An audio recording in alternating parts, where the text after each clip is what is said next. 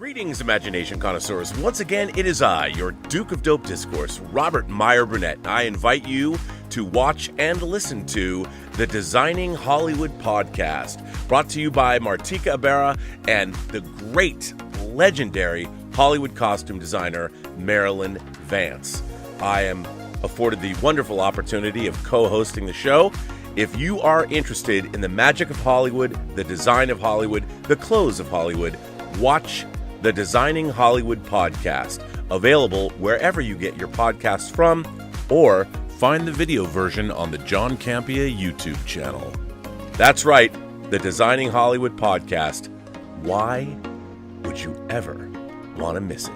Especially if you love the movies. Robservations with Robert Meyer Burnett.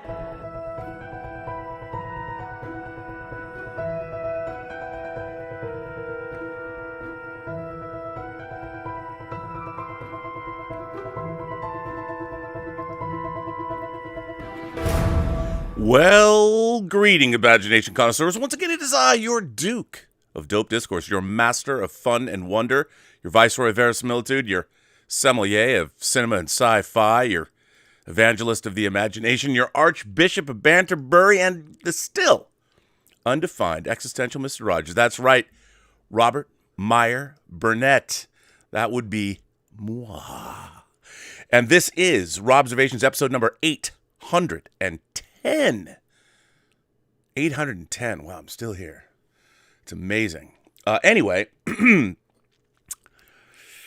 so normally this channel is all about positivity, for the most part, aside from me talking about modern Star Trek, where seldom have you heard me waxing rhapsodic about modern Star Trek. As a matter of fact, I have called the current state of Star Trek the ongoing Star Trek hostage crisis that's been with us since 2009. And, ever since Discovery debuted, I've had to go visit my cardiologist once a month. It's tough. It's hard. You know what? They had to cancel the Star Trek Litverse. I've been collecting Star Trek novels since I was a kid. A little kid, man. Ever since I found Spock Must Die in the Island Park Elementary School library, I got excited. I think I was in kindergarten. I didn't realize that there was Star Trek novels. Changed my life. Then you found things like Spock Messiah. Anyway, big Star Trek fan. Entire life defined by Star Trek. You know how it is. Except, the last decade and a half been a little rough for us Star Trek fans. Star Trek 09, didn't really dig it. Fourth wall breaking movie. I mean, what kind of person writes a screenplay where you have a real Russian, a Russian national who speaks Russian, playing Chekhov, but they saddle him with a silly Russian accent to the point where the ship's computer does not understand what he's saying. What is it, She-Hulk? Anyway, it might seem like a small thing to you.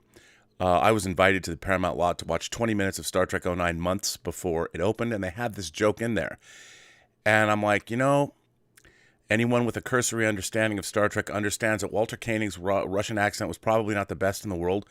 But in universe, the people weren't walking around going, Pavel, you have a terrible Russian accent. No, he was just Russian. And when he was added to the cast of the original series in the second season, the joke was he thought everything great was from Russia. So when you actually have a Russian actor who can speak fluent Russian in Anton Yelchin, you don't make a joke at his expense. You allow him to speak with a great Russian accent. And by the way, his character in Star Trek 09 was terrific. Rest in peace. He left us way too young. But that was the kind of thing, that was the kind of stupid humor and the fingernails on chalkboard things I hated about Star Trek 09. I know it was fun. It was action-packed. It was a romp. And Carl Urban was great as McCoy. Yeah, he was. He was great imitating DeForest Kelley's McCoy.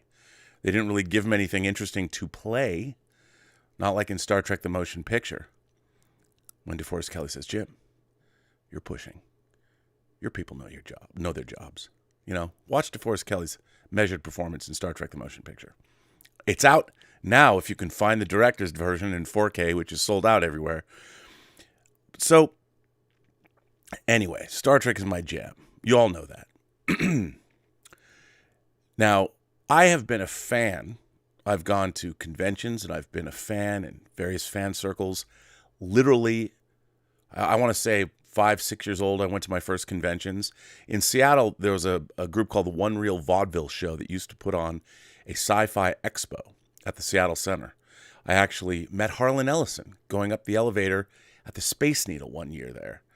One year I was so sick I couldn't go. My dad went down into the dealer's room. He went down to the Sci-Fi Expo, my great dad, Richard Burnett, and he bought stuff for me, including a giant painting, a space painting that I actually used in Star Wars action figure movies when I was like 11 and 12 years old because I was too sick to go. Anyway, I've been involved in fan communities since elementary school. And one of the things about fan communities when I was growing up is that they were great places. Like, there was no internet, so you had to go to fan events to find other fans. I had no other friends that were as obsessed with all of this as I was, especially Star Trek. I mean, I was up in my bedroom. I know, right? But instead of doing something unsavory, although some people might find what I'm about to say unsavory, I had the Franz Joseph technical manual and the blueprints of the Constitution class Enterprise, like, all around me in my bedroom. And I spent hours memorizing all the decks of the Enterprise. When FASA's Star Trek role-playing game came out, I rolled myself an entire crew of 430 individual crew members. I had them in multiple binders, and I never once played the game. I had all the FASA supplements. I had everything FASA put out for the Star Trek role-playing game. I didn't have any friends that could play it. I had no friends that loved Star Trek. I missed a great high school party once because they were showing Star Trek the Motion Picture, Star Trek II: The Wrath of Khan, and Star Trek 3 in 70 millimeter at the Lewis and Clark theaters in just outside of Seattle. I mean, it was a great party. But it was only, maybe only one party I missed in high school because of Star Trek movies. But the point was I missed them. So I could sit there and list my Star Trek bona fides for, I could go on. You don't need to hear it from me. You've heard it from me for years since I've been on YouTube. I've been on this platform for 7 years pontificating about my love of Star Trek, all things Star Trek. I've even worked peripherally for the franchise. I was a Star Trek consultant in the mid-90s for Viacom licensing. I worked on the Star Trek Experience for 2 years, the $80 million Star Trek-themed experience at the Hilton in Las Vegas. I actually worked with the company building it, Landmark Entertainment. I was the person that cut all of the Star Trek videos that you saw when you walked through the attraction. One of the greatest jobs I ever had. I had to spend the first 5 months of that job digitizing every Star Trek episode up to that point in the computer, in the Avid, before I started editing. So literally, I'd watch like 8 or 10 episodes of Star Trek a day. Sometimes I'd just stay late and watch more as I put in the 3/4-inch tapes and digitize Star Trek episodes. Actually, probably there were some digibetas in there too. But that was my job for literally they paid me. And then I started editing. It was great. I had to get notes back from Rick Berman himself, who would say, there's too much original series in this. I'd grit my teeth and get angry. I was angry. I was angry even back then about certain facets of the Star Trek universe. And as you know, I have not enjoyed modern Star Trek at all. Now, here's to say there are sort of things that I don't completely hate. I don't hate Star Trek Lower Decks. Mike McMahon is, I think, a good guy. I was very amused by his TNG Season 8 tweets. But as I've explained on the show, animation isn't real. It's not real Star Trek. But I can understand why people like it. Star Trek Prodigy, while there's enjoyable things in there, again, I don't dig it because I think by definition, Star Trek has to ultimately be about humanity. And when I'm watching a Star Trek show, everyone said, well, you guys, they should make a Star Trek show about the Klingons. Well, that would be interesting in theory. One, the makeup budget would be extremely high. But two, in my limited capacity as a human being on this planet, I think that part of Star Trek's DNA, what makes it great, is Star Trek is an allegorical action-adventure, thoughtful science fiction show about the human condition. So while you can have non-human characters in it, and I think obviously Spock is a non-human character, but the reason he became so popular is so many of us recognize ourselves in his struggles, which makes him human. Remember what Kirk said, and all the souls he encountered in his travels. But now here's the thing. It is over the last, I've been bitching on the internet about Star Trek for 25 years. When I interviewed Rick Berman, when Roger Lay and I interviewed Rick Berman for the Star Trek The Next Generation and Enterprise Blu-ray sets, and I highly recommend, that was another time I worked on Star Trek for 3 years for CBS. We interviewed Rick Berman, and he said that he was convinced that the internet became popular. The rise of the internet happened so rapidly for two reasons. He said one was pornography, and two was Star Trek. That people had gone onto the internet to watch pornography and bitch about Star Trek. He's kind of right. I'm not going to say Rick Berman was wrong. And by the way, I was not. I was a very vocal critic of Rick Berman, even in the pages of Sci-Fi Universe magazine. It wasn't until I actually met him and sat down with him and interviewed him at length that I realized I perhaps might have been wrong about Rick Berman. Sure, he was, obviously, there was, from a creative standpoint, a lot of people were frustrated with him, but he was trying to preserve what he believed was the essence of Star Trek, which was Gene Roddenberry's optimistic view of the future. Sometimes, especially looking back at it from today's perspective, there's a lot of people that find fault with Gene Roddenberry's perspective of the future. I am not one of those people, because you have to understand when was Star Trek made, what was going on at the time, all of those things. And Star Trek was a miraculous storytelling device, delivery system in the 1960s. Obviously, creators like Rod Serling, creators like Gene Roddenberry had to deal with the fact that on TV at the time, there were subject matters that you couldn't deal with. Subject matter that was verboten. You couldn't talk about it. Like, you couldn't talk about the war in Indochina. You couldn't get into Vietnam directly. But in Star Trek, a second season episode like A Private Little War could directly address the Vietnam War in an allegorical fashion. Now, the audience, it wasn't lost on them what that episode was about. But network standards and practices, Roddenberry had plausible deniability. He said, you know what, I can tell this story. This story is not set on Earth. This story isn't about the Vietnam War. It's on the planet where Tyree lives, where Kirk was once there. He visited, he made friends with Tyree, the village people. Actually, not the village people, the hill people. The village people were not friendly, and they didn't sing YMCA. But so, you know, it's something, anyway, Star Trek's something near and dear to my heart. And as a storytelling device, a storytelling medium, I've always thought that Star Trek is a genre unto itself. Yes, does it belong to the science fiction genre? Sure. Speculative fiction? Sure. But Star Trek is in itself its own genre. It has very defined parameters of how stories are told. And I'm not talking about necessarily a 5-act structure, but usually a Star Trek story is a great character-based story that uses elements of action, adventure, and science fiction and fantasy to create a larger-than-life situation that allows our human characters to explore facets of themselves through the situation at hand. I've talked a lot about one of my very favorite Star Trek episodes of all time is the unsung second season episode, The Immunity Syndrome. It didn't even have an original soundtrack. They repurposed music from other Star Trek episodes. I love The Immunity Syndrome. It is about a large 11,000-mile-long single-celled amoeba that has invaded our galaxy. It is devouring the energy of living beings on planets and any errant starship that might cross its path, such as the all-Vulcan manned USS Intrepid. And what's interesting is I thought that was a pretty interesting science fiction concept.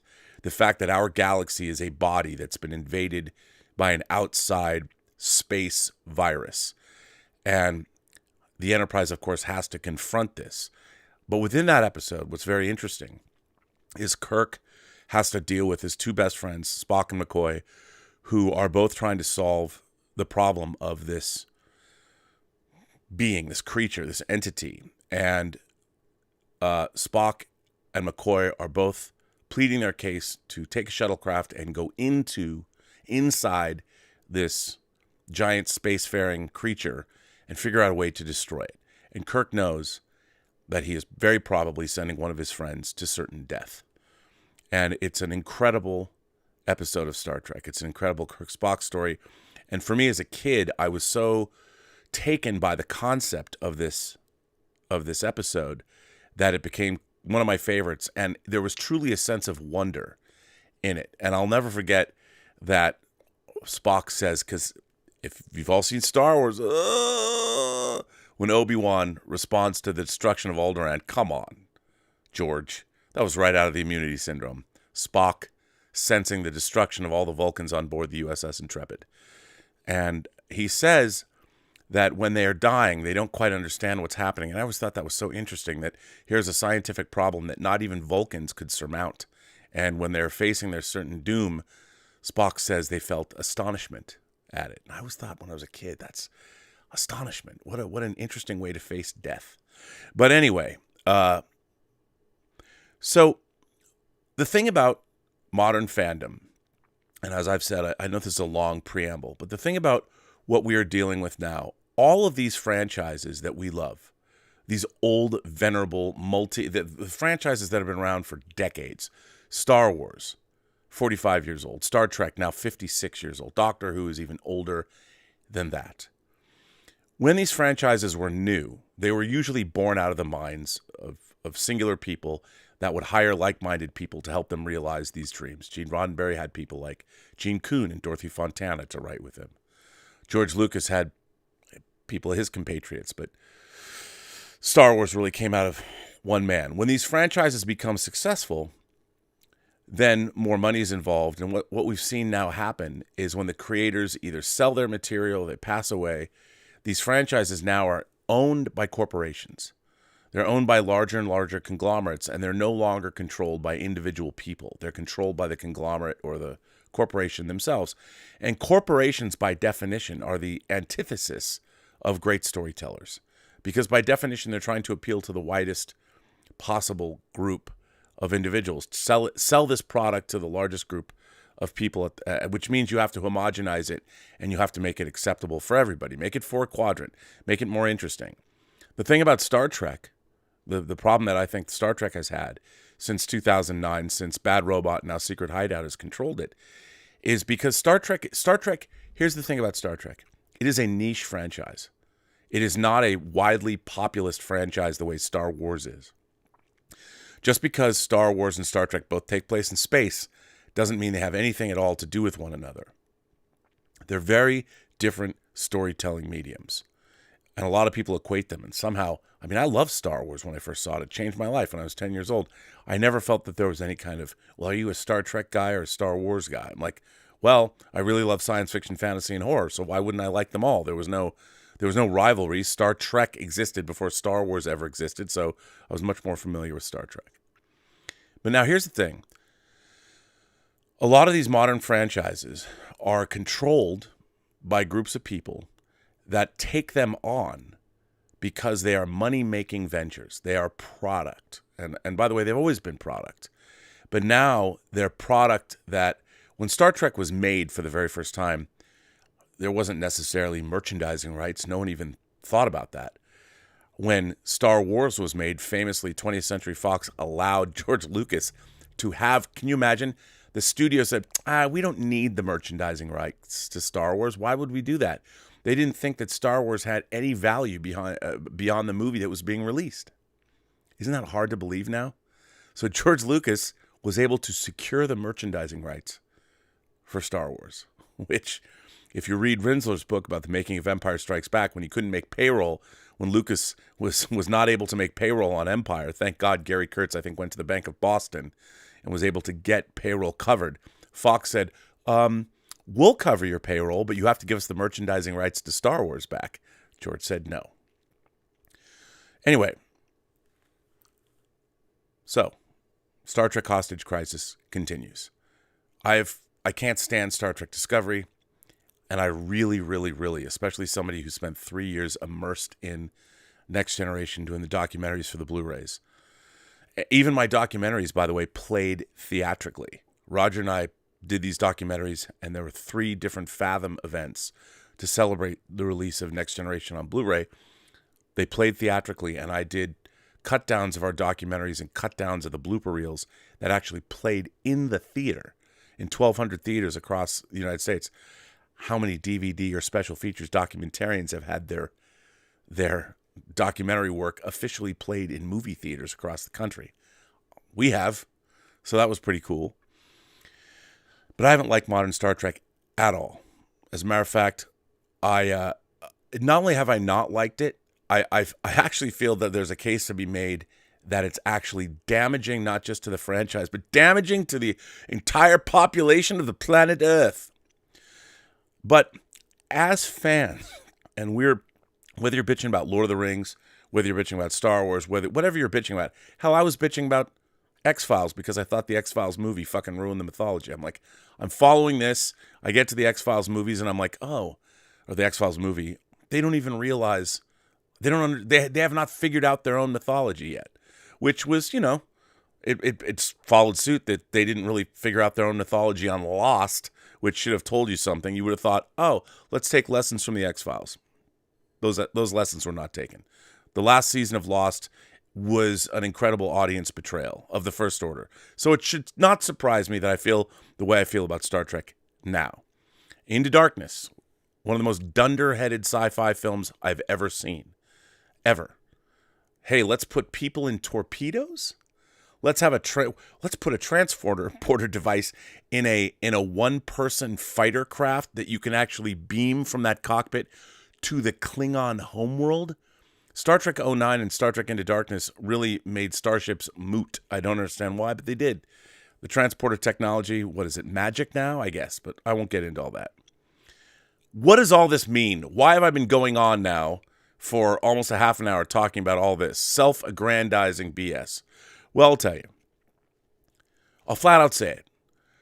Through an interesting course of events, I was able to see Star Trek Picard Season 3 in its entirety. Twice, all the way through. All of it, not some of it. And, to be fair, it wasn't finished, obviously. Effects, music, things that during the regular process of production. But here's the thing that I felt when I saw Star Trek Picard Season 3. And believe me, I went in thinking, well, this is going to be more shit. This horrible make it stop. I mean, we're talking Reagan McNeil flopping on her bed in The Exorcist. Mommy, make it stop. It was that bad. I mean, that's how I felt watching Star Trek Picard Seasons 1 and 2. So I figured more of the same, but I love Star Trek, so I have to watch. People are like, Rob, why don't you just stop watching? I can't stop watching something I've been watching since I was 5 years old. I've gone through many iterations of Star Trek. It's not all of Star Trek has been great. I think, And the Children Shall Lead, a third season episode of the original series, is one of the worst hours of television, not just in Star Trek history, but in all of television history. It's horrific, except you do see the United Federation of Planets pennant. It's kind of cool. So there's always something redeeming in a Star Trek episode. But, I wasn't even, let's just say I was kind of really dreading Star Trek Picard Season 3. Dreading with every fiber of my existence as a human being and a Star Trek fan. I'm like, am I going to subject myself to this? However, I had heard things might be a little different. So I don't know how a TV show works is usually you have a showrunner. Most of the time, it's the creator of the show, or it's somebody who's been brought in to run the show. And a showrunner is the person who sets the tone. He runs the writer, or she runs the writer, or they run the writer's room, and they come up with, they work with the writing staff to come up with scripts for every episode, and oversee all aspects of production. The thing about Star Trek Picard Season 3 that was interesting is that there was this guy, there is a guy named Terry Matalas who had begun his Hollywood career working as Brandon Braga's assistant on Voyager and then on Star Trek Enterprise. So a veteran of the Berman era of Star Trek that still had the DNA of Gene Roddenberry, because Rick Berman and Gene Roddenberry worked on Star Trek The Next Generation from the beginning. Berman was brought in. He was going to lose his job at Paramount. They kind of threw him a bone.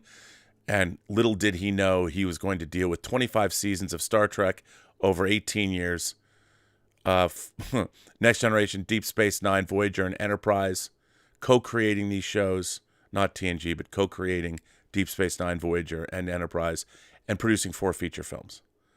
18 years of his life, 25 seasons of TV, and 4 feature films. So Terry Matalas worked in that environment. He's worked on a number of different shows. He ended up being a co-showrunner, I believe. Maybe he was the number one showrunner. Maybe he was the showrunner on the 12 Monkeys TV series, the adaptation of the Terry Gilliam film, which is also basically an adaptation of Chris Marker's short film La Jetée. So anyway, it's a good show. As a matter of fact, it's surprisingly good. If you have not watched the 12 Monkeys TV series, it delves into time travel and storytelling in a very interesting way, and it's quite good. It's quite good. Now, he came on board on Star Trek Picard, but he was not the showrunner. He worked with the showrunners, and he probably wrote the best episode of Star Trek Picard, season 2, but he was not calling the shots. There were other people calling the shots, whether it was Akiva Goldsman, whether it was Michael Chabon, Alex Kurtzman. They were the people that were running the show. He was not, which means he was not able to implement his own ideas the way he might want to. For Star Trek Picard Season 3, which was shot right after Picard Season 2, Alex Kurtzman went on to make his Man Who Fell to Earth TV series, which is a sequel to Nicholas Roeg's 70s David Bowie starring movie based on Walter Tevis's novel. And I have to say, credit where credit's due, it's not horrible. But Terry Matalas was given Star Trek Picard Season 3 to showrun. He became the big macher. He's the man. He's the dude at the top of the pyramid. So he got to do what he wanted to do. And Terry Matalas, from what I understand, did not... He did not love Star Trek Picard Seasons 1 and 2 either, for whatever reasons. But he was now in a position to do something entirely different. Now, I mean, he can't turn it into a comedy, or something like Friday Night Lights. He still has to continue on with what it was. But what it was Star Trek. And what he wanted to do was bring back the entire Next Generation cast and give that cast what he called the send-off they deserved after the unfulfilling film that was Star Trek Nemesis. Now, because I couldn't help myself, after seeing what I saw of Star Trek Picard Season 3, I was astonished. I'll flat out say it. I was astonished. Blown away. You can tell from the very beginning of each episode, it is entirely different from the first 2 seasons. Entirely different. The way it opens, everything about it. There is no theme music like Star Trek Picard 1 and 2. Entirely different. The opening scene of the first episode, I'm like, okay. Familiar locations, familiar character. I'm like, okay, Picard, whatever. And I would say, I don't know, about 5-6 minutes in, something happens. Sound effect I hadn't heard in a long time. I won't say what it is. I was like, woo, you have my attention. And then this thing, then something happens, and the plot starts to unfold, and I'm like, wow, you have my attention. Suddenly, I did not want to scoop my eyeballs out with a teaspoon or shove a giant metal rod up my nose and into my brain, ending it all out of the horror and pain that I felt watching Star Trek Picard Seasons 1 and 2. I was having a good time watching Star Trek again. Oh my God. Could it be? And I'm waiting for the other shoe to drop. I don't know. I can't give you an actual time. About 30 minutes into episode 1 of Star Trek Picard Season 3, I was like, huh. How can I say this? I'll say it. Picard and Riker together again. But not the way you've seen them in Star Trek Picard Season 1, Nepenthe or whatever the fuck that they were living on. There was something happening. The two of them were suddenly, they had a purpose. They were going somewhere in space. And they meet other characters. Characters that aren't exactly, one character in particular is kind of a dick. And I was in, man. I was into this, and I realized I'm going, how is this happened? How is this happening? And I'm looking at this and I'm thinking, now I can't say, as I'm watching this, Terry Matalas has worked in TV for a long time. He's worked on Star Trek, and obviously, I'm sure he has great relationships with the people he works with. But somebody gave him this opportunity. And I don't want to be hyperbolic. I'm sure Terry was happy to go back and work on Star Trek, and I'm sure he likes all the people that he works with. Why wouldn't you? You get jobs, you work in TV. TV is a tough medium. I have a lot of friends that are the only people I know that are more gruff and bitter that work in Hollywood than TV writers or comedians. People know that. But, I'm sure that, look, I'm watching this, and the whole feeling of it is different. Now, I'm surprised. And I'm like, is this good? I mean, I'm waiting. Look, I feel like I'm Charlie Brown, and Lucy Van Pelt has me on that fucking football field ready to kick a football again.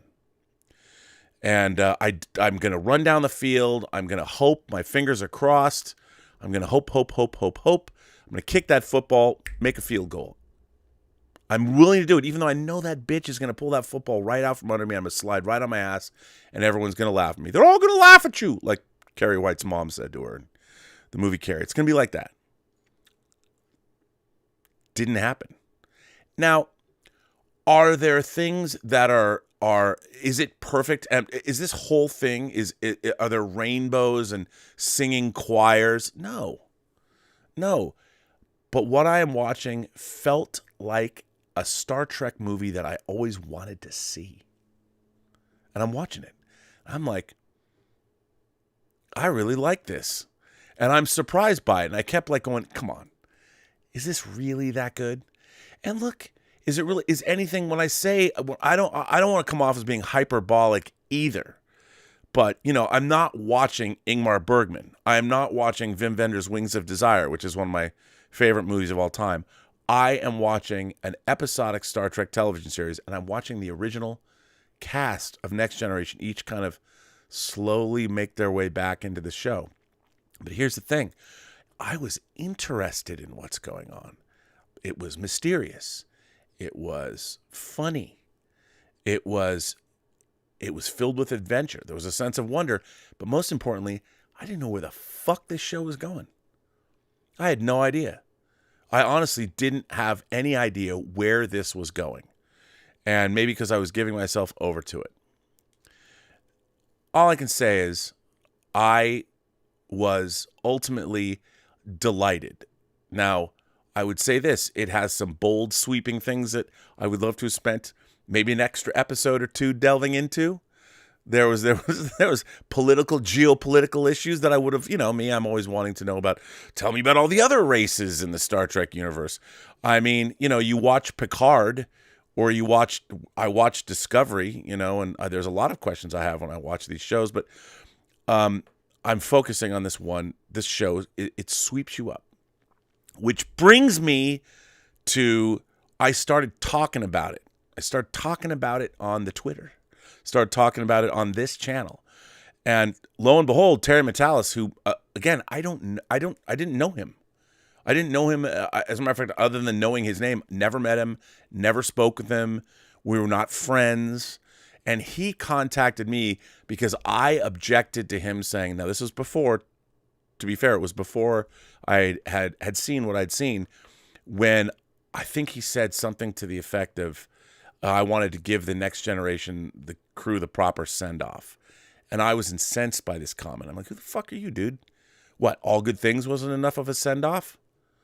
Of course, then we got 4 less than fulfilling Star Trek movies, and don't sit there and give me, First Contact was great. First Contact was fine, but they didn't do anything with the Borg that wasn't done better on the television series. Borg. I mean, look, if you really want to break it down, when it comes to the Borg, there is Best of Both Worlds. There's actually Q-Who from the 2nd season, end of season 3, Best of Both Worlds, beginning of season 4, Best of Both Worlds, part 2, and Borg. There are 4 Borg episodes that are great. Then after that, what? Descent 1 and 2?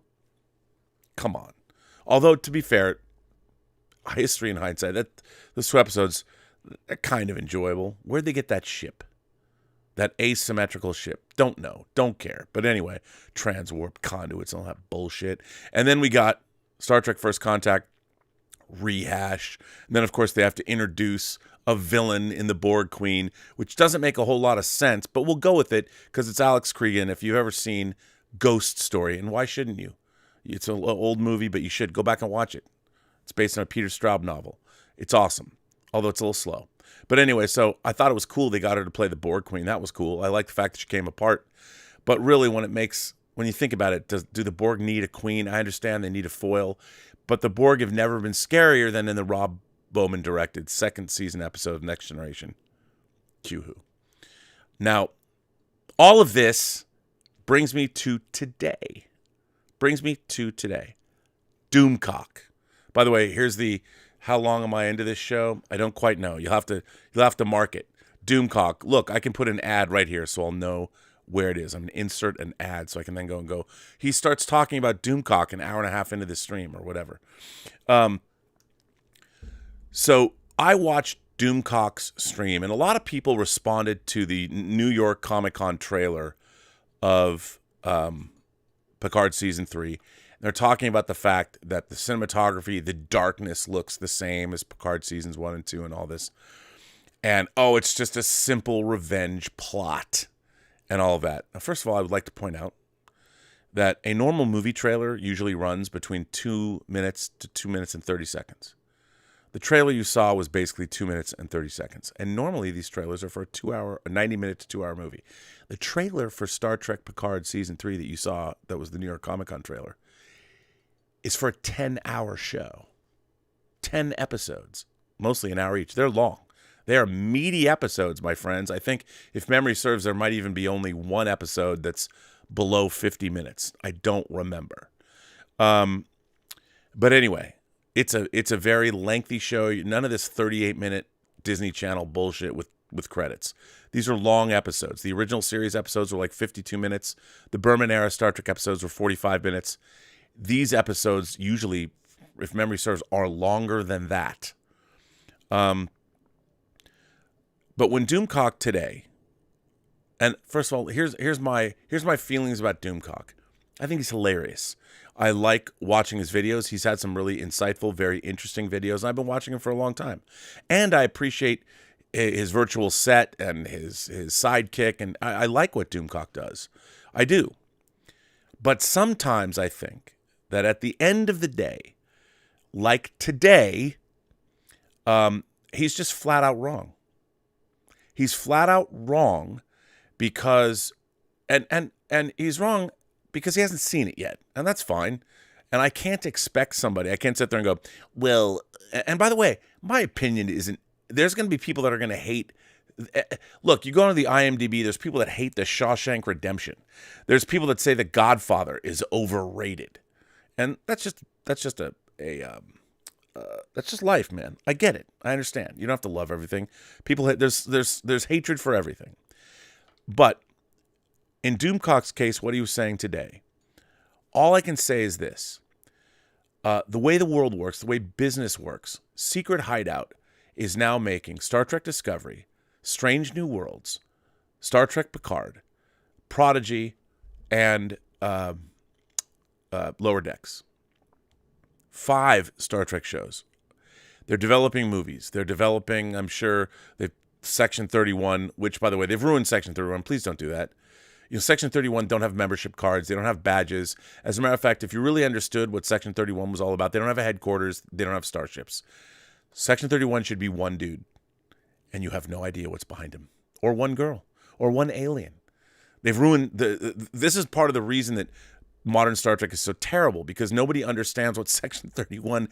It was great when it was Bill Sadler as Sloan, who would just show up and he would disappear, and you had no idea whether he was part of Section 31, if it was a real thing or not. By giving them a base and ripping off a David Mack Star Trek novel, Control, they ruined Section 31, completely ruined it. It doesn't make any sense anymore. So don't make that show, please. And don't do a Starfleet Academy show and wherever they're going to do it. Modern age, 31st century, wherever that. Nobody cares. Nobody cares. Unless you're going to make it like the Paper Chase, which nobody remembers anyway. What's the point? Unless you're going to make Friday Night Lights in the Star Trek universe, don't care. Don't do that. Nobody cares. But whatever. So anyway, Doomcock went off on the show today. And I couldn't help but take it personally a little bit, because there's a lot of people that have come after me. Like, this looks like shit. Look, I don't mind. I love going back and forth with people on the internet. You cannot hurt my feelings. I promise you. I mean, you can't. And I learned long ago. You know when I learned this? I learned this in the advertising world. I used to work in advertising. I used to work at an advertising agency that Craig Mazin worked at called Jacobs & Gerber back in the mid-'90s. We worked on the UPN launch campaign, by the way. I remember doing stuff for Nowhere Man. Remember that show? Bruce Greenwood, before he was Pike. He was the Nowhere Man. But so anyway, so here's the thing. We as fans, Doomcock says stay angry. That's great. But when somebody comes along and tries to do something new, tries to make a fundamental change in the way that things have been done, and is able to do things that, quite frankly, in my mind, when I was watching Star Trek Picard Season 3, I was fucking stunned. I was stunned by, again, how good it was, not just compared to Star Trek Picard Seasons 1 and 2, but how good it was in terms of it felt to me like I was watching real Star Trek again. The camaraderie, the friendship, the sense of adventure, the sense of wonder. Yeah, Star Trek Picard Season 3 has a sense of wonder in it. And it has real emotion and real pathos and a really interesting story. An interesting story that goes places that I promise you, the trailer that you saw from the New York Comic Con doesn't even begin to touch on. There are central characters that aren't even in that trailer. None. And a lot of people have been talking about, Rob, Worf's talking about pacifism. Let me just point out, Terry Matalas, here's the kind of showrunner Terry Matalas is. He went back and contacted Dan Curry, the visual effects supervisor, one of the two visual effects supervisors. Rob Legato was the other, for Star Trek The Next Generation. And had him, Dan Curry, designed the Klingon Batleth, Worf's weapon. He went back to Dan Curry and said, Dan, I want Worf to have a new Klingon weapon. A big motherfucking bladed Klingon weapon that looks like a Klingon broadsword. And if you notice, if you look in the trailer, Worf has it on his back. It's on his back. A gigantic Klingon broadsword. And if you honestly believe, I know Worf says he is a pacifist, but I would say what he's really saying, to put it, he's trying to walk a more enlightened path, trying to change his Klingon ways, and to think that there aren't Klingons that believe in pacifism. I mean, enough of the one race, one trait in the Star Trek universe. Yes, we've seen, what was interesting about Next Generation, when you'd see Klingon civilians, you'd meet someone like Kalar, that old woman that knows Kempek in Sins of the Father. When we would meet the third season episode of Next Generation, we'd meet these characters. It was always interesting. Not all Klingons are fucking warriors. There are cooks too. Their civilization has a sense of honor. I promise you. Yes, Worf is talking about pacifism as a way of life, as a philosophy. I'll flat out say it. Worf kills some motherfuckers with that sword. I'm just gonna say it. He kills people, and don't worry, you'll have fun. It's fun watching Worf kill motherfuckers. It might not be as satisfying as when Worf kills Duras, with that great shot, camera's low. That's yes. But it's, it's satisfying. But here's the thing. If we as fans are not willing to keep an open mind until we see something, look, if something is shit, make all the YouTube videos you want, condemn the fuck out of it. I'm all for that. Condemn it. Send, give it a Vulcan, give it a Viking funeral, burn it. I don't care. But wait until you see it. See, because right now, no one thinks Star Trek really has a problem. It's doing all right. Secret Hideout, they're making a lot of Star Trek shows. People don't get to keep making shows because they're not making money or profitable or something like that. However, here's what I would point out in fan circles. If you want to change, if you want something to change, the only way to change anyone's mind in Hollywood is if somebody's work gets better ratings or people talk about it. It trends, the analytics pick it up. As someone pointed out, there is very few analytics. There's very few. Modern Star Trek does not have much of a footprint on social media. It will when it airs. Somebody will talk about, there's groups that'll talk about Boimler or whatever, or, oh, look at this, there's a sequel to a holodeck episode, whatever, Deep Space Nine, woohoo, Armin Shimmerman's back, which is fine, and it'll trend maybe for a while, but not really. Star Trek has a very small pop culture footprint right now. Strange New Worlds bolstered that, true. But Strange New Worlds is basically a show about a really hot dude and his harem of women that travel through space and solve problems. And I should be all for that. Unfortunately, again, the writing doesn't really support. It's not that fascinating. Hey, when they're ripping off Ursula K. Le Guin stories like Those Who Walk Away from Umlaus, it's more interesting because it's Ursula K. Le Guin. Or if you're using number one's backstory and you're taking it from Dorothy Fontana's novel, Vulcan's Glory, it's like Dorothy Fontana writes for Star Trek Strange New Worlds, but not because she goes uncredited and they just lift from her books because, we own it all. We own this. We can take from this story. I know you can. I know. But should you? Should you really? And are you being paid to steal from another Star Trek writer's novel? Are you? I wouldn't pay you for it. But I'm glad that, somebody reads Star Trek novels because there's a lot of really good Star Trek ideas. There really are. There's also some great Star Trek ideas in Star Trek comics. That's not why I would pay highly paid television writers to write for a Star Trek show, because I can read those comics and novels too. As a matter of fact, wait a minute. I have. But so I would just say this. Look, Doomcock, I enjoy your content. I've been watching you for a long time. I respect stay angry. I respect, the idea that then I do not forgive. But here's the thing. When there are creators whose work, and by the way, you can't know this. I understand that. Not until February 16th. And I would say the thing that bothers me is I desperately want regime change when it comes to Star Trek. And a guy like Terry Matalas, in my mind, has done something that I thought was impossible. And that was he made me like, and not just him, it was everybody he worked with. As a matter of fact, I'll tell you something.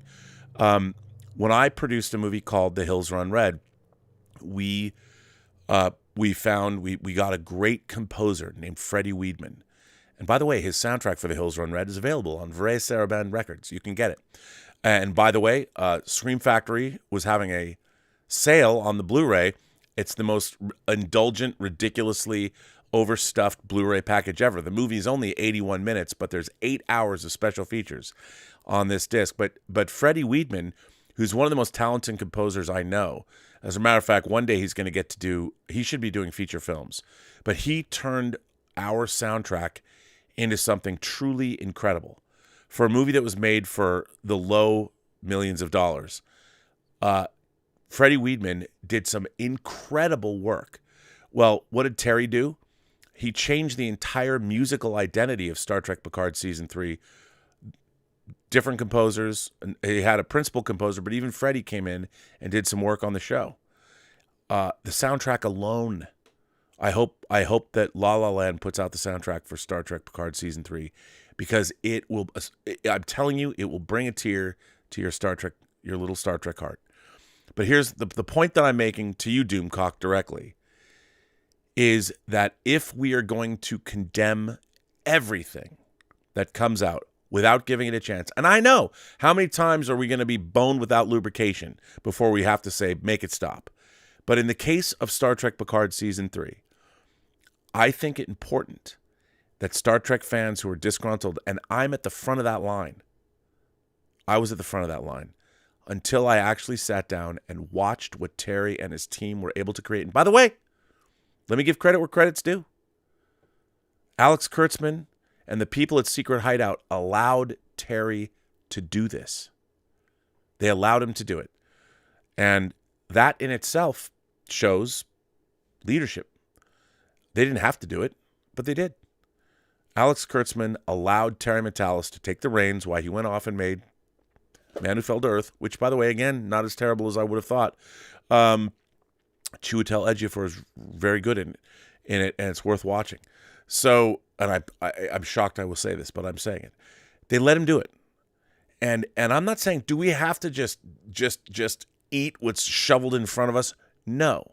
But as fans, if we expect things to change, I think it's important that we give creators a chance. You have to give creators a chance.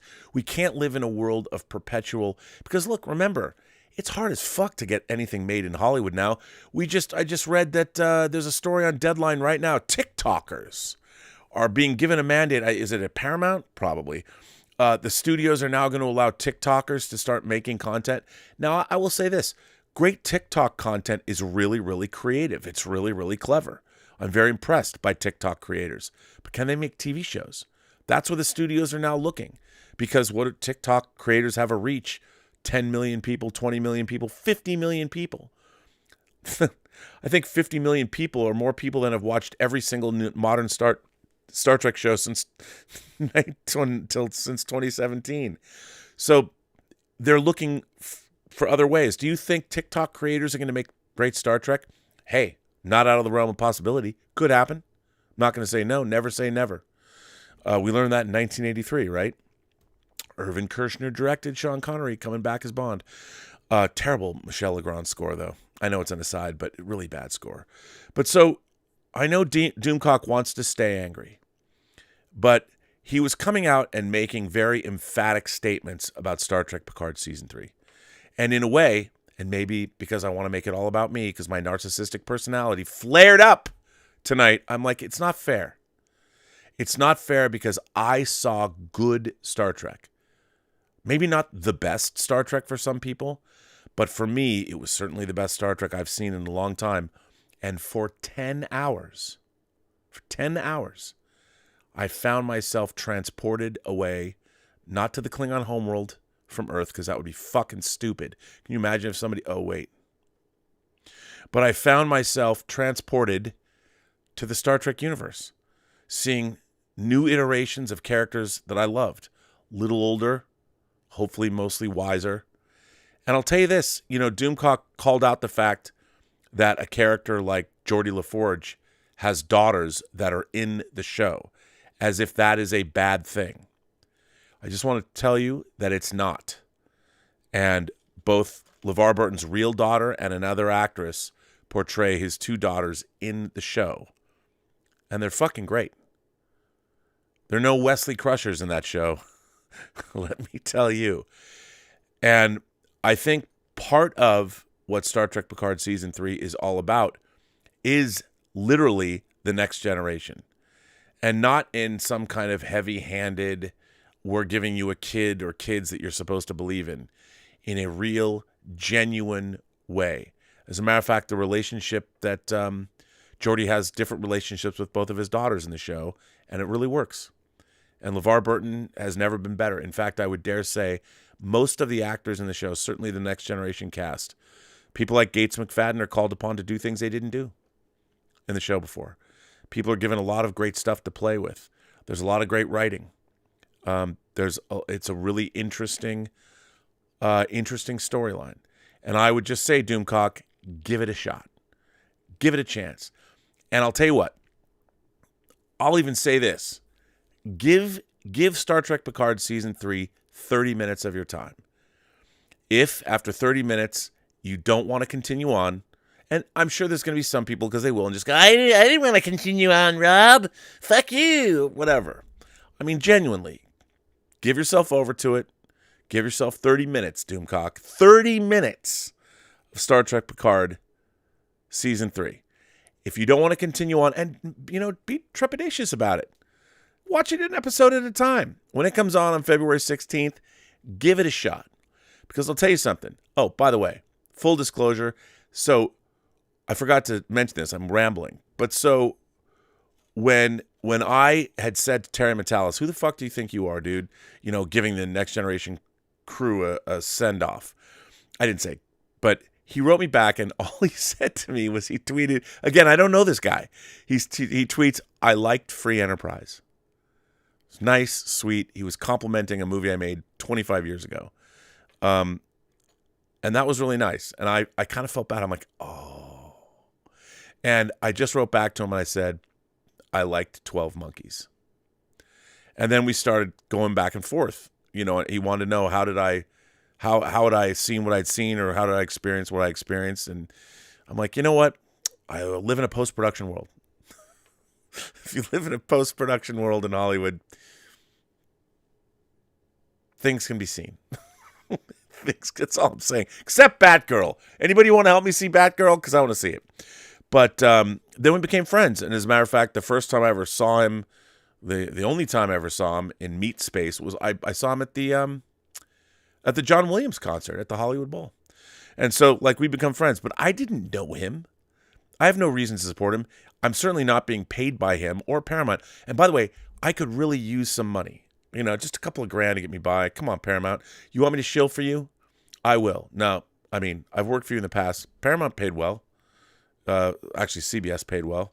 And you know what's funny? I'll tell you something. A guy I really like, John Van Sitters, who, when I was working on Star Trek The Next Generation, the Blu-rays, anything Marion Cordry and John Van Sitters wanted, I would get it to him. He hates me now because, I get it. Axonar and all that. But still, I love you, John. John Van Sitters was single-handedly responsible for making sure that the Star Trek Publishing Initiative was as successful as it was. But you shouldn't have capitulated. You should have let the Litverse go on. You should have fought for it, John. But Coda was pretty fucking good. And if you want to read a great Mirror Universe story, read David Mack's Mirror Universe books. But here's the thing, Doomcock, and I would say this to all fandom. If you have a new creator coming in, and I understand, fool me once, shame on you, fool me twice, shame on me. I heard that on Star Trek 2. Montgomery Scott said it. And there's no reason. 3 strikes and you're out. I get it. But you know what? Star Trek Picard Season 1 and 2, those are 2 strikes. That's not 3 strikes.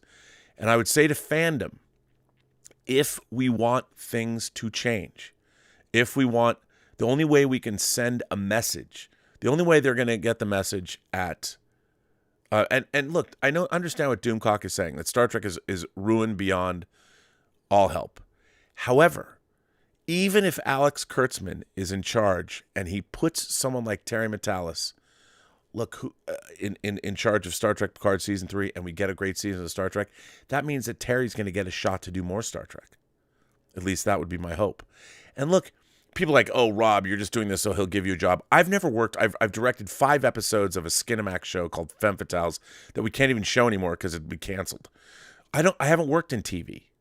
I can't people just don't just hire you to do TV unless you're a TikToker. But they just don't. I can't get a job. No one's going to hire me to be in a writer's room. I've never written a television script before. I could consult or something like that. I can't get a job. I get nothing out of this. What I get out of this is I want to see good Star Trek. That's it. Give me some good Star Trek. That's all I want, man.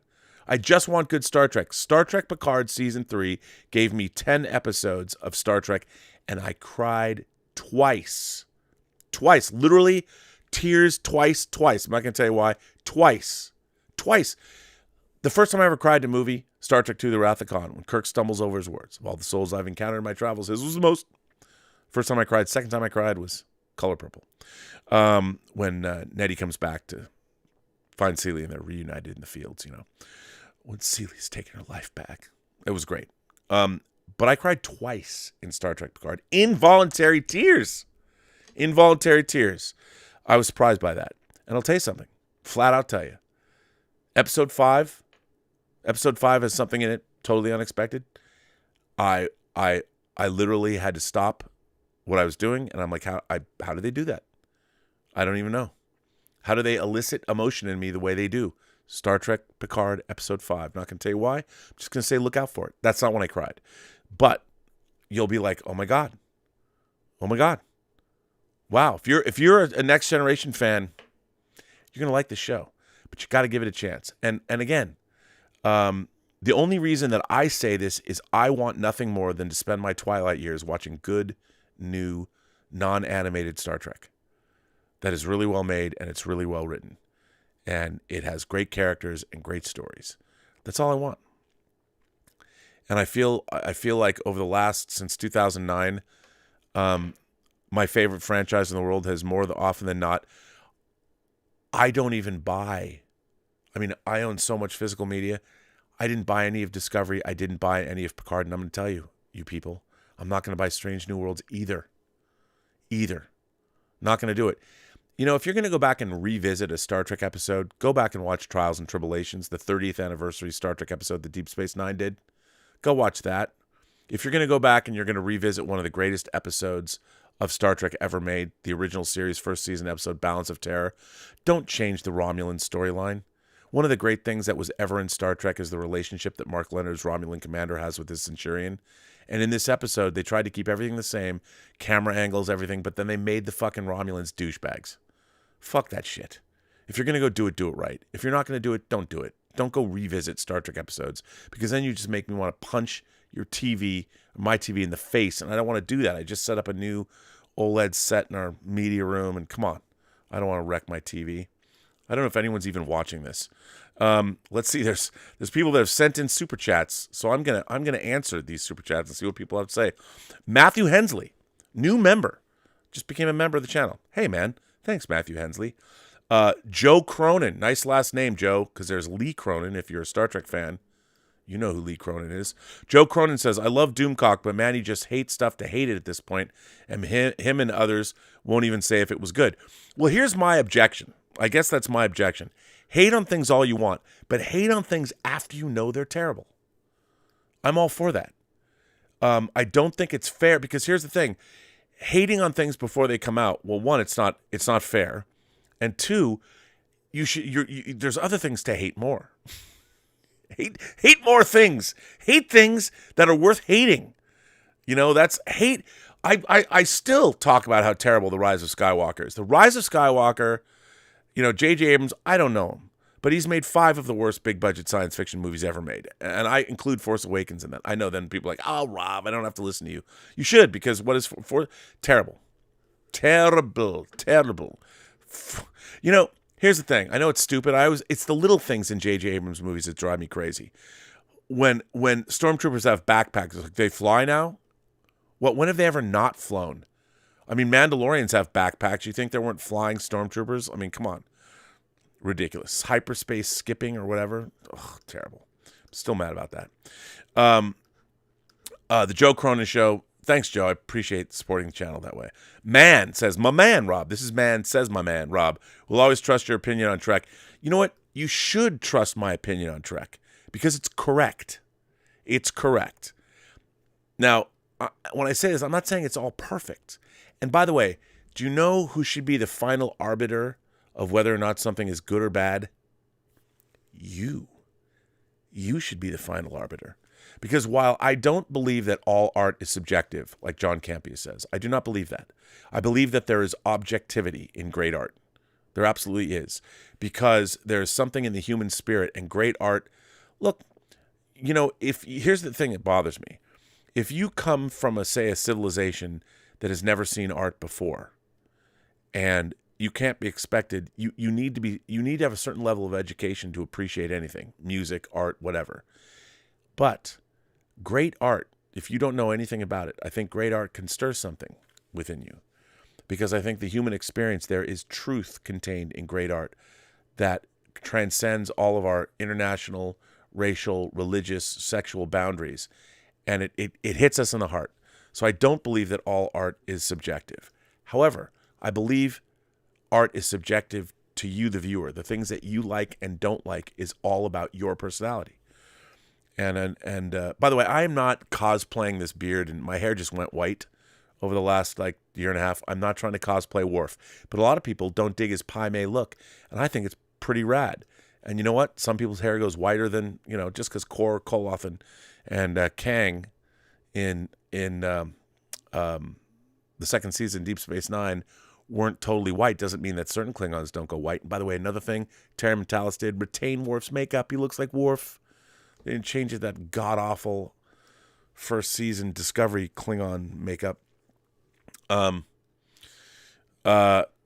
Binary Sunset Media says, Nerdrotic said on live stream, I may disagree with Rob on some things, but I love the guy unconditionally, when his audience was talking season 3 Picard. That's the thing. Like I said, let me be clear. I've really enjoyed Doomcock'S streams. I've watched them for years. The only time that Doomcock gets any hatred in my house is my girlfriend Elizabeth. She gets angry with him. She's like, God damn it, that guy. And I think, you know, remember, Doomcock'S an entertainer. It's entertainment. He's putting on a show, and he puts on a good show. It just rubbed me the wrong way today because he's hating on something he hasn't seen yet. And here's the thing. Here's the thing about Doomcock. I think that Doomcock's going to like Star Trek Picard Season 3. He's not going to love it. He's not going to love everything. But I think he's going to be like me because Doomcock loves Star Trek. He loves it. He's going to be like me. He's going to sit there like I am, or I did, just like, this is going to suck. Fuck them. And he's going to watch it. And I think what happened to me is going to happen to him. I just want him to give it a chance. Because you know what? Guys like Terry Metalis deserve the shot. And the proof's in the pudding. You know, proof is in the pudding. We'll see. Because if Star Trek Picard Season 3 wins people over, then more creators like Terry Metalis himself, because he's got ideas to make other Star Trek shows. And I'd love to see him, if nothing else, than to just watch them. I mean, if he can give me joy watching Star Trek the way I had joy watching his Star Trek Picard Season 3, more power to him. I hope he gets to make more. But let me tell you this. You know, having talked to him, making television is really, really hard. And it's like what they said in Hitchhiker's Guide to the Galaxy. Time is an illusion. Lunchtime doubly so. Well, the same thing is true of Star Trek. It ain't easy to make Star Trek. And I can only imagine working with the entire Next Generation cast and Patrick Stewart had to have been like herding cats. Couldn't have been easy. But he was able to pull it off, and he was able to make this grown man cry. This over-the-hill, broken-down Star Trek fan, beaten into submission, you might say. But I'm telling, did somebody just, wait, I have to go back. Somebody just said something in this. Binary Sunset Media said, I trust you. Why? My guilty pleasure TOS episode is the alternative factor. Binary Sunset, we park our shuttlecrafts in the same shuttle bay. First of all, I know. I don't, what of Lazarus? I know. I mean, some people think that the alternative factor, which is a first season Star Trek episode, is as bad as The Children Shall Lead. It's not. I'll tell you something. You know why I love that? Because when I was a kid, at the beginning of that episode, when the universe winks out, it seems like something really important's happening. It's not a great episode. As a matter of fact, everybody will tell you it's a terrible episode, except me and except Zod Rider. Zod Rider's here. Thanks. I love Zod Rider. You might not like Alternative Factor, but I just saw you popped in. You've been a member for 11 months. Thank you. But Binary Sunset likes Alternative Factors, so thank you for that. I appreciate that. And I'm glad that Nerdrotic said, because I disagree with him too. Tonight, I want him to give it a chance. I want him to give it a chance because if anybody can have a conversion. And look, there are things that people are, there's minutia and there are details in Star Trek Picard Season 3 that are glossed over because the storyline, Terry Metalis, let's say, he went big. Go big or go home. He went big. Story's big. And there's a lot of things you'll ask, but wait, what about, just go with it. And you can nitpick it to death later. But the ambition's certainly there. And I would just say, Doomcock, give it a chance. Give it a chance. And if you hate it, I'll take the heat. Come back, call me whatever you want. But, and look, until then, stay angry. Please. Because I love your videos. But you gotta give it a chance. I only say that because we need great creators to work on our franchise properties. And I'd point to one thing, another Paramount movie that came out, Top Gun Maverick. Can you believe that? Who worked on that? Chris McQuarrie. Very, very, very smart guy. And it was amazing. Fuckmitster Full of Shit says, is there time travel in Star Trek Picard Season 3? No. No, there's not. There's not time travel, but it does cover a span of time, and there is a bit of a time jump in it. But not until the end. No time travel. No time travel. And thank Christ. Thank God. So man said he trusts my opinion on Star Trek. Thank you. And Binary Sunset Media, thanks for saying that about that. Alex Detman, who's also been a great moderator on this channel, says, how's your night going, Rob? I wanted you to know I had to take 2 extra shifts, but your package I'm sending out tomorrow should be due by Friday. Well, thank you. Let me know what you think. I hope you like customizations. Well, we'll see. They better be good. Rampage Predacon became a new member of the channel. Thank you, Rampage Predacon. I appreciate that. My man, Mikey Lito. Hello, Toucan Sam. New microphone. You sound great tonight. No, same microphone. Although, look, I do have a new microphone that I'm going to add to the mix one day. Actually, I have 2 of these. We're bringing back whining about movies. So, no, this is the same microphone. Mikey Lito, how are you feeling? I heard you were a little under the weather. Hello, Toucan Sam. New microphone. You sound great tonight. I hope to see you Friday after Black Adam. Just wanted to say hi. By the way, I interviewed the costume designers of Black Adam today. That's going to drop on Thursday on the John Campy Show. So, yeah. DH 2006 DH says, renew. That's a Logan's Run reference. Hey, there's a movie that hasn't been remade that I don't know how much money. So here's the thing. When they're developing properties for studios, like Speed Racer, Logan's Run, they've been trying to do a remake of Logan's Run for literally 30 years. So a movie has money against it. I don't know how many millions of dollars. Somebody's got to remake Logan's Run. You know, Chris McQuarrie wrote a really interesting Logan's Run screenplay that Bryan Singer was going to direct, and the whole thing took place on a Gundam-esque, Babylon 5-esque space station where humanity lived, off Earth. And they previewed almost the entire movie. And this was why he was making Superman Returns. Radioactive says, RMB, would you be willing to have a live debate concerning Kurtzman Trek with Doomcock on either one of your channels or a neutral channel, such as Midnight's Edge After Dark? Well, I don't think that we would have to debate Kurtzman Trek. We both hate it equally. Doomcock and I are on the same page when it comes to the hatred we have for modern Star Trek. That's why I'm so surprised by Star Trek Picard Season 3. That's why. Because I hated all of modern Star Trek so much. And the fact that no one was more surprised, nobody was more surprised than I was.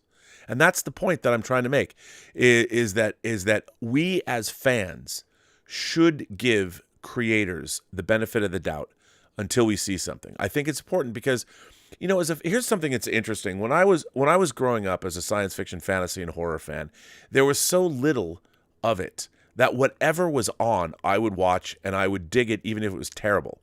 Television, we got Otherworld and The Fantastic Journey. I mean, when I was a kid, Fantastic Journey seemed like the greatest thing ever. And Otherworld had Jonathan Banks on it. And we got Automan and Manimal and Super Train and whatever god-awful, horrible shit they would shovel our way. It was very depressing. But you'd like it because that's all we would get. And then the shows would last like 5 or 7 or 8 episodes and they'd be gone, so the pain would end. But, you know, I lived through a renaissance time as I got older. I mean, I think back to even the dystopian science fiction of the early 70s when you talked about movies like whether it was The Ultimate Warrior or No Blade of Grass or the later Planet of the Apes sequels, or the Charlton Heston Omega Man and Soylent Green. You know, Charlton Heston, the Heston triptych, Planet of the Apes, well, beneath Planet of the Apes he guest starred, but Planet of the Apes, Omega Man, and Soylent Green. Come on, Silent Running. All of these dystopian movies were pretty interesting, all the way up to like A Boy and His Dog. And what was that, 75? And then we got Rollerball coming out in 4K, even though I already have it, coming out in 4K domestically. Rollerball, very prophetic science fiction movie. Logan's Run, 1976, a year before Star Wars. John Guillermin's King Kong. I mean, it didn't matter what it was. I'd watch it. And we got very little of it. And I'm not saying that we have to like everything, but now we live in a golden age of great stuff. I mean, look at something like The Expanse, which kind of petered out. I hope they adapt the last three books. But I love The Expanse. Talk about casting diversity and inclusion done right. The Expanse, and by the way, I never saw The Expanse producers saying, look at our show and look at how much inclusion and diversity we had. They just did it because they made it realistic, par for the course. It was awesome. Yeah.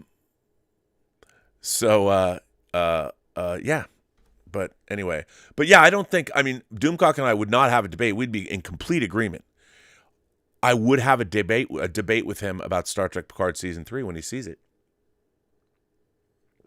So, Simon says, Rob, this is the moment I've been waiting for. I want to hear you say Khan in your best Shatner voice. Khan! How about that? Hopefully your headphones just blew out. That scene after Khan beamed the Genesis device and Kirk yelled Khan's name. Familiar with that scene? Seen that movie. But there you go. I gave it to you. I hope you know what I have. Let me go check my microphone settings. Did they change? Oh no, they didn't. There you go. Nick from the Echo Base Network. If you guys don't subscribe to Echo Base Network, you should. Nick says, I triggered a DC rant while on a stream with him this past Sunday, and I completely understand where Doomcock is coming from. He's going to review it though, and we'll be reviewing it as well on his panel. Look, I want to get Terry Metalis to do an after show with me to discuss Picard Season 3 and do a deep dive into it. Not like the Ready Room, but a real dive into the creative choices that were made. I don't know if he's going to do it. I don't know. Why would he? But maybe he would. He's actually a very nice guy. Nick goes on to say, I skipped Season 2, Picard Season 2, after seeing Episode 1, but you've piqued my interest, and I'm looking forward to it. I think you've made some fair points here tonight. I hope so. Look, again, the proof is in the pudding. All I ask, give the show 30 minutes. Give Picard Season 3 30 minutes. I mean, it's October. It literally comes out 4 months from yesterday. October to November, November, December, January. Yeah, it's literally 4 months from yesterday. So you're, what is that, 120 days away now? Something like that? We're 120 days away. Prepare yourselves. I mean, will we still be talking about this in 4 months?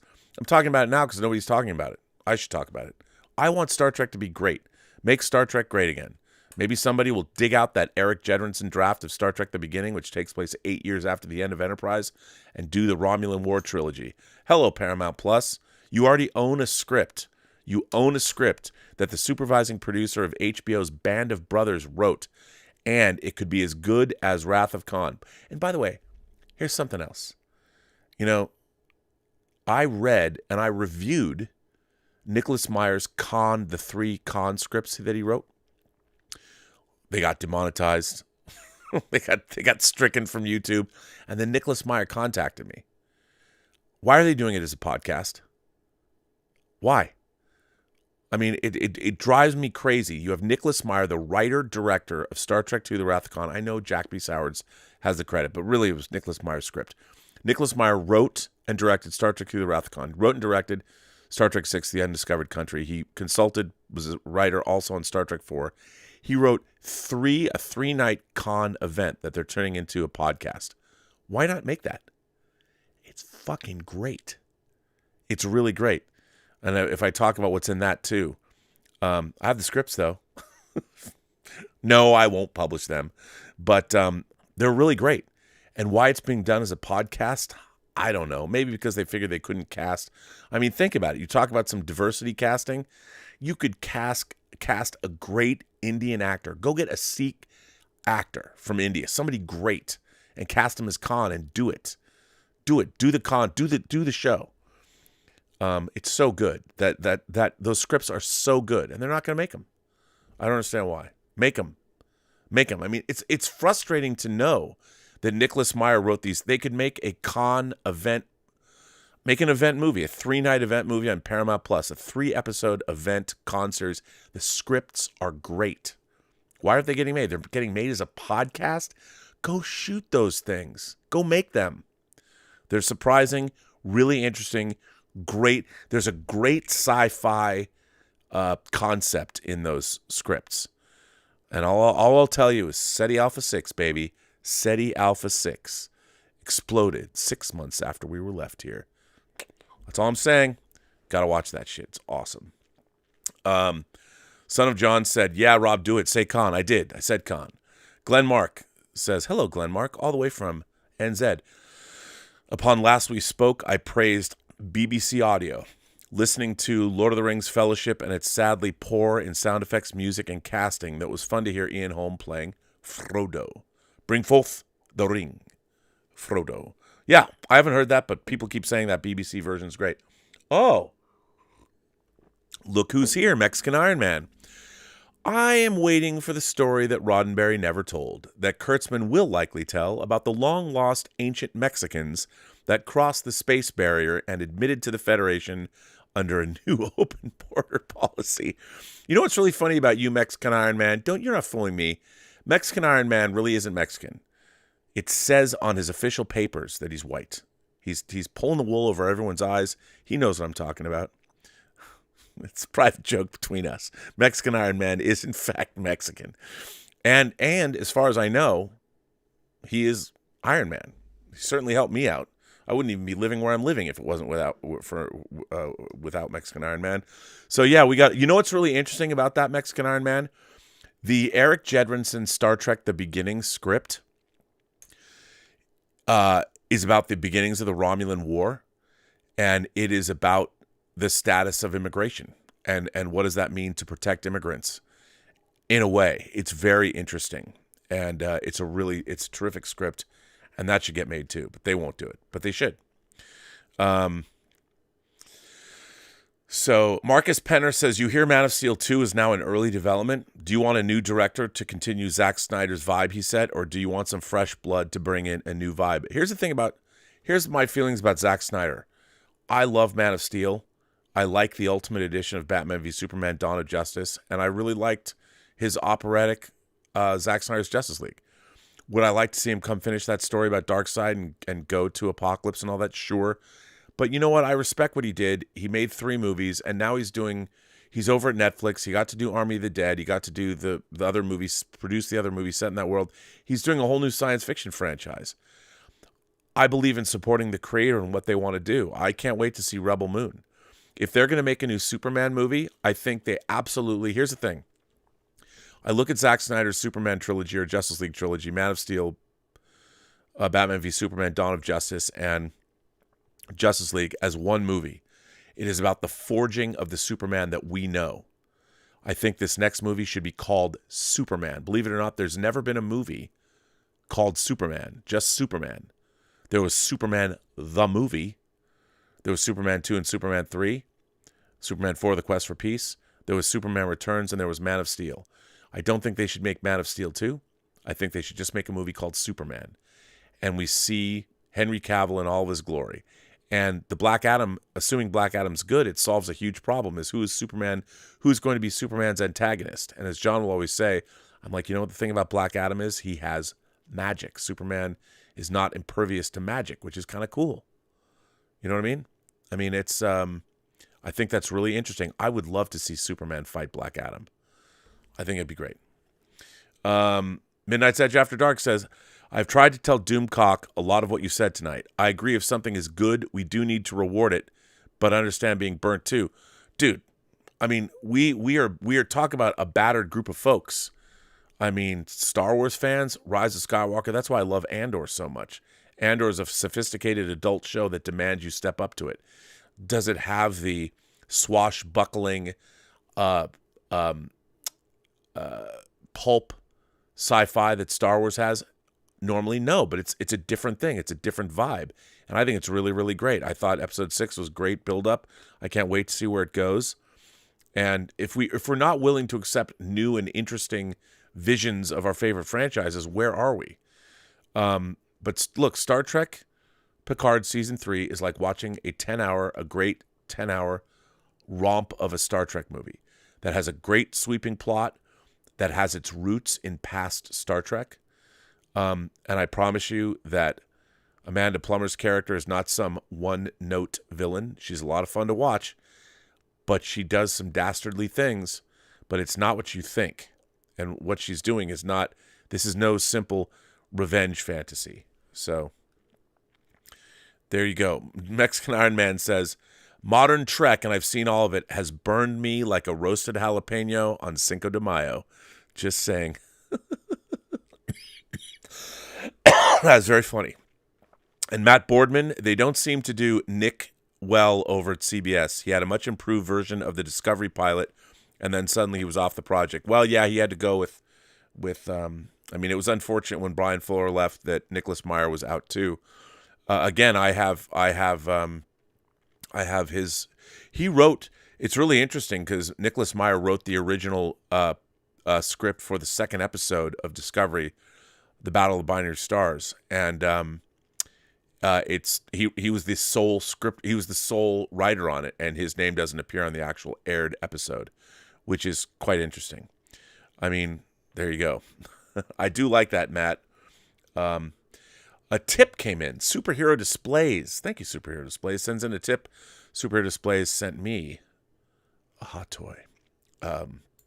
Actually, do you know what Superhero Displays sent me? A Michael Burnham figure. It's true. He did. Superheroes Display says, Sir, RMB returns. I hope your return is a regular thing. I love the MCU just like you. I gotta be honest. After Phase 4 and She-Hulk, especially the final, I think I'm done. What about you? I'm not done with Marvel. I'm really looking forward to Wakanda Forever. I hope it's great. It looks great. It looks like it's a really interesting, and I'll tell you something else. If you want me to say something else, I've read the scripts for Secret Invasion, and I enjoyed them. I thought they were pretty good. And there's I like my geopolitical Winter Soldier, Civil War, Sokovia Accords. I like that, leaning into that. And I think the Marvel Cinematic Universe has moved too far away. What is the geopolitical situation on Earth now? There's Celestials in the ocean. There's Celestials in the sky. There's deviants running around the streets of London. And no one seems to care. Unless my theory is correct, and all of Phase 4 is taking place on different Earths. And they're all going to come together because of the multiversal war that's coming down the pike, or whatever, or something like that. Quantum Mania. I don't know if that's true or not, but it certainly could be. Let's see. I missed what somebody was. Oh no, it was about alternative factor. That's what it was.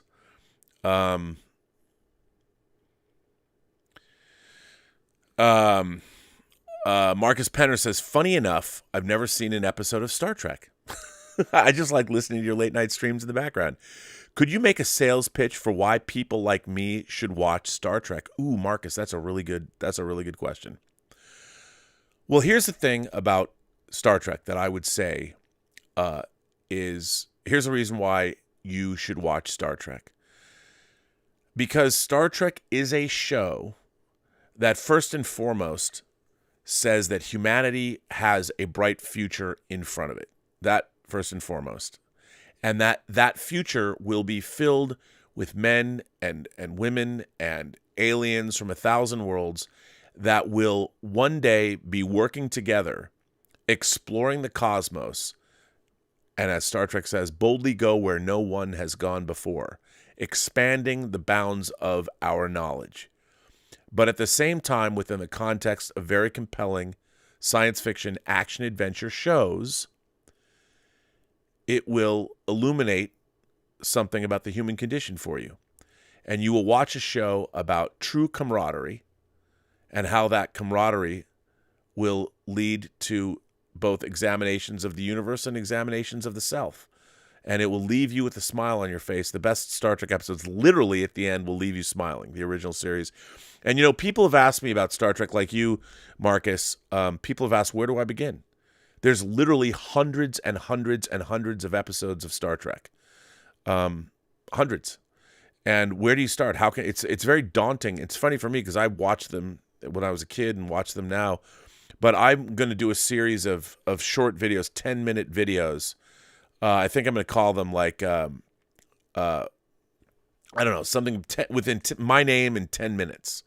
And like 10 and 10 or something. Rob's 10 minutes. I don't know what I'm going to call it. If you guys have a good name, the idea is in 10 minutes, I'm going to make 10-minute videos and give you lists of things to watch, whether it's science fiction novels, comics, Star Trek. What are the 10 episodes of Star Trek, the original series of the first season? I'll take you through each season. What are the 10 episodes you need to watch? Rob's Essentials. I don't know what to call it. Something clever or stupid, like Robservations, which is both clever and stupid. Even though I know Rob Liefeld had a thing before. I forgot about that. I know. But I like highfalutin, stupid names. That's why I like people with those nicknames. I didn't call myself the Viceroy of Verisimilitude. I didn't call myself the Pharaoh of Physical Media. Some you guys did. So come up with a name. What should my 10-minute videos be? And they're going to be pre-recorded. Obviously, I'll have graphics in them of my favorite, like my 10 favorite Star Trek episodes, my 10 favorite episodes of this, my 10 favorite horror novels, my 10 favorite blah, blah, blah. Because people are always asking me that. DH2006 says, I quote your film and you think it was Logan's Run. Well, to be fair, in our movie, we were quoting Logan's Run when they were screaming renew, and carousel. So, but I appreciate that you are quoting my film, which is great. Alex Detman says, have you ever played Star Trek Online? And if so, do you like it? And what do you play as? If not, why don't you like it? Personally, I like some of the game that uses the old Trek stories, but others not so much. I played Star Trek Online when it was new. I haven't played it in a long time. Here's my problem is that Star Trek Online, like all of the Star Trek licensees, are forced to they're forced to incorporate modern Star Trek into their storylines, and they don't work. Star Trek Discovery, Star Trek Strange New Worlds, and Star Trek Picard less so, but Discovery and Strange New Worlds do not canonically fit. Here's another thing about Star Trek. In my mind, Star Trek is a period piece for a future that never was. That's what I like to say. Is a period piece. I'll say it again. Star Trek is a period piece of a future for a future that never was. Meaning, it's fiction. Like Lord of the Rings is a period piece about a past that never was. So the thing about it is, people can talk about all the inconsistencies in Star Trek all you want, but there was an effort over the course of the creators of the original series, The Next Generation, Deep Space Nine, Voyager, and to a certain extent Enterprise. And it got less so as it went along. There's a lot of contradictory things. But for the most part, there is a pretty good loose continuity between all these things. And let's be clear, the Star Trek past is not our past. It is a different past. We share many of the same traits. But it's not entirely the same as ours, which is something I wish people would understand. So when you go back to our time from Star Trek's time, like to the 2024s, it's not supposed to be exactly our time. It's a different past. It's very similar to our past, but it's different. So a lot of people don't seem to quite understand that. And it drives me crazy. Well, anyway, I have to do some work. I wanted to respond to it. Just look, my plea for fandom is this. We have been getting a lot of garbage as of late, and I am all for complaining about the garbage. However, there are creatives, such as people like Terry Metalis, that go into a pool that has already been, well, maybe it's full of arsenic. But Terry's job, he was tasked, and he accepted this job, was to try and do something different, to try and do something that was more recognizable to the fan base, something that honored Star Trek that had come before and was not trying to change it. I think he did a hell of a job. And I think that we as fans and as people that want to get better franchise material, when creators are offered an opportunity to do just that, give them the benefit of the doubt until they let you down. Because really, is it really any skin off? People are talking about, I've been burned too many times. Okay, it's a TV show. And I understand, for me, Star Trek's a way of life, and I've been burned too. But And here's the thing. I was won over. I was won over. I was won over, and I went in there with my nose in the air, ready to hate that shit. And I was won over. I was won over by the work that was done by a lot of talented people that Terry brought together to work on the show. You'll know from the music alone that this is a very different thing. And it is something that should be given a chance. And I hate to see, because our community, more so than ever before, I mean, here's a guy like Terry Matalas that I didn't know. I think we first started talking in June, July. Didn't know him. Didn't know him. Somehow we now have a dialogue. And one of the great things about social media is you can talk to people. And I think that we as fans, if you are respectful, look, there are people I block now just because they're assholes.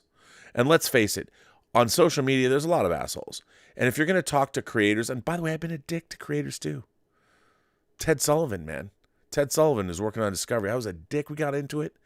I went up to him at Comic-Con. I saw him in real life. I walked right up to him.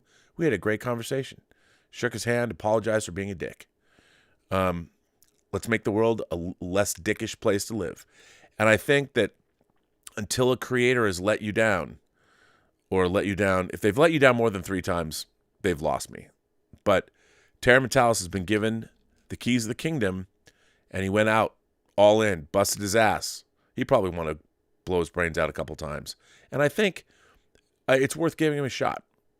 It's worth giving him a shot. And, hey, if you don't like what you see, you don't like what you see. And I will grant you that. But Star Trek Picard Season 3 could be a turning point in the Star Trek franchise. And if it does well, if people watch it, it gets a lot of ratings, it gets up on the analytic level, then maybe Terry Matalas will get another shot making Star Trek.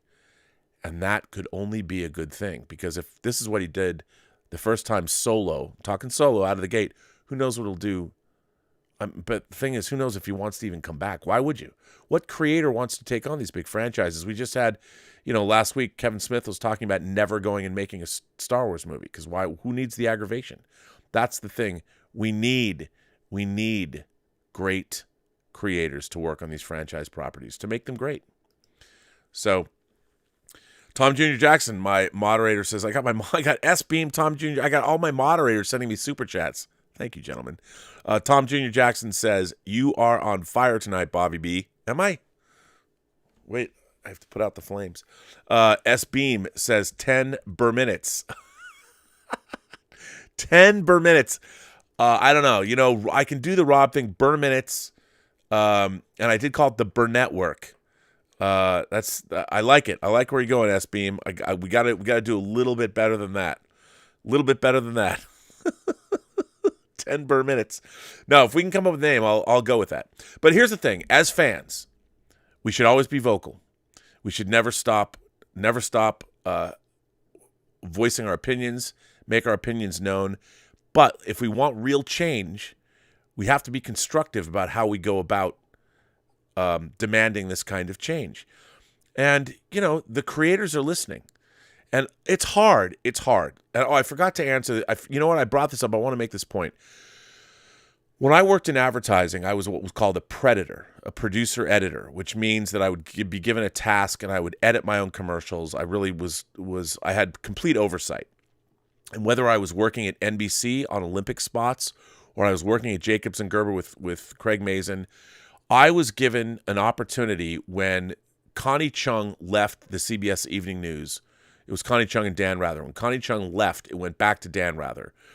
And our ad agency was going to lose. I'd never worked in advertising. I'd made trailers and things before for film companies, but I'd never worked in like promos and network promos and things like that. So I was given an ad line, a tagline. And the tagline was, "Have you seen your country today?" That was the tagline, the CBS Evening News with Dan Rather. They were going to lose the account, and they needed a concept for a commercial they could make for very little money. So when you're working at an ad agency, back in the day, there was a wall of tapes that had like all the greatest commercial directors or video directors like Joe Pitka, Fincher, a lot of the guys from, well, I don't think Propaganda had started yet, but well-known commercial and music video directors. And so what you do if you had a concept, they gave me the idea, "Have you seen your country today?" And I created what they called at the time a Rip-O-Matic. which means I would just take down all my favorite directors and I would steal shots from their commercials and put them into we call it an animatic now, but at the time it was a rip-o-matic because you're ripping off shots from all of these other great directors. And in my rip-o-matic for Have You Seen Your Country Today, I took a piece of Mike Oldfield's score. He scored Tubular Bells. He wrote Tubular Bells, the album. That's where that music came from on The Exorcist. But I took his score from the movie The Killing Fields, and I took out a snippet of that music, and I cut a 60-second spot of all of these great images of Americana with this sweeping Mike Oldfield score. And at the end, the graphic came up and it said, Have You Seen Your Country Today? And I was very precious about this. And that rip-o-matic spot got them the job to continue on making these commercials. And I was now producing and editing these commercials. And I did a lot of them, actually. But the thing was, my bosses or people would come in and they're like, can you move those shots around and can you shave 10 frames? I mean, they fucked my spots. And I realized then and there, they weren't my spots. Even though I put all my creativity into it, they were the spots of the people that I was working for. And sometimes they made decisions that I thought were wrong, that they ruined the spots, but it wasn't up to me. It wasn't up to me. And a lot of the time, that's what happens when you are working for other people on these franchise properties. You think you're going in a great direction, but you don't control what's happening. So when somebody does get that kind of control, and even Terry Matalas has told me that he's had to make changes on things. A great joke, for instance, was lost at the very end of Picard because somebody didn't want that joke for whatever reason. These kinds of things happen because you don't own it. It's not yours. It's someone else's. You're working for somebody else. And if you can get 90 to 95% of what you want, I mean, every creator fixates on the 5 or 10% they didn't get. And they forget to concentrate on the 90% or the 95% that they did get. And it's hard to do that. It's a mindset. But I learned that with my commercials. I learned how to let it go. Because they bought off of my commercial concept. They allowed me to do them. I was getting paid really decent money. And I wasn't being able to, and they were only commercial spots. And I wasn't being able to make them. And by the way, my way was better. But you have to lay back and say, okay, it's your spot. But I think that Star Trek Picard Season 3, Terry got 90 to 95% of what he wanted. And for Star Trek, for somebody to come in and renovate, I mean, it's like home renovation, man. And I'm telling you, don't believe me. I'm just a guy with an opinion. Believe yourself. Believe your opinion, because that's all that really matters. But you know what? Go in clean. Give yourself the joy of sitting down. And already I've built it up so much. Remember, it is just a TV show. It's just Star Trek. It's not, Gone with the Wind, or it's not Casablanca. It's not Lawrence of Arabia. Although there's an epic feel to this Star Trek Picard Season 3. I will say that. But, it is what it is. And it is such a breath of fresh air, and you're going to like it. And Doomcock, give it a shot. Give it a chance. Do your friend Bobby a favor. Watch the first half an hour. If you're out after half an hour, I respect that. But I think you'll go to 40 minutes, 50 minutes plus. You're going to watch those credits. And by the way, the end credits, a lot of fun, a lot of secrets in those end credits. Watch close. Just remember, give it 30 minutes and then give it 40 and 50. And you tell me 4 months from now, 4 months from yesterday, you tell me whether I'm right or wrong. And by the way, if you can roast my ass on Twitter. I mean, seriously, like Lieutenant Bogomil said, I got no ass left. Shoot out, Beverly Hills Cop. You can do that, and I'll accept it. I'll accept. It's funny though. People are coming after me and roasting me because they didn't love the trailer. 2 minutes, 2.5 minutes, 2.5 minutes of a 10-hour show. What did you think the trailer was supposed to give to you? I mean, your orgasm will come later. This was just the promise of a hand job. That's all a trailer is. Come on, man. What do you expect? S Beam says Robs are take 10s. I don't know if that works, but hey, there you go. But anyway, I'm going to get off this stream because I got more work to do. Remember, the Designing Hollywood podcast. There's a lot of great. I interviewed Ruth Carter, who was the Academy Award-winning costume designer of Black Panther. That's going to drop next week, the day of the Black Panther premiere on the 25th. Gersha Phillips, Star Trek costume designer, also worked on The Woman King. She was costume designer of that. I got the costume designers of Black Adam coming, and Paco Delgado coming soon. Watch out for the Designing Hollywood podcast. A lot of good stuff. I want to thank everybody for listening to this impromptu chat. I want to thank, please, you know what? I never say like and subscribe. Hey, like, subscribe, become a member, all that. Tell your friends. I'm trying to get to 50,000 subscribers. People think, Rob, you should have been at 50,000 subscribers a long time ago. I know I have been not reluctant, but haven't been on the channel as much this year. I'm coming back, doing more. Elizabeth and I are bringing back Whining About Movies. Maybe Thursday night. We're gonna talk about everything everywhere all at once. Bringing back Whining About Movies. What is Whining About Movies? That's a show where my girlfriend Elizabeth and I, we sit down and we share a bottle of wine and talk about a movie we've watched. And that's why we never each had microphones, but that's why I have new microphones. Yes, I do. So anyway, and I want to thank everybody for generously supporting the channel via Super Chats, tips, and memberships and all that. I want to thank my moderating staff. I want to thank Tom Jr. Jackson. I want to thank Alex Detman. I want to thank S. Beam for coming out and doing it tonight, being a moderator. So always on the John Campy Show tomorrow, doing the John Campy Show. We have our new hosts of the show. That'll be interesting to see how that goes. Looking forward to that. We did our House of the Dragon episode 9 after show today.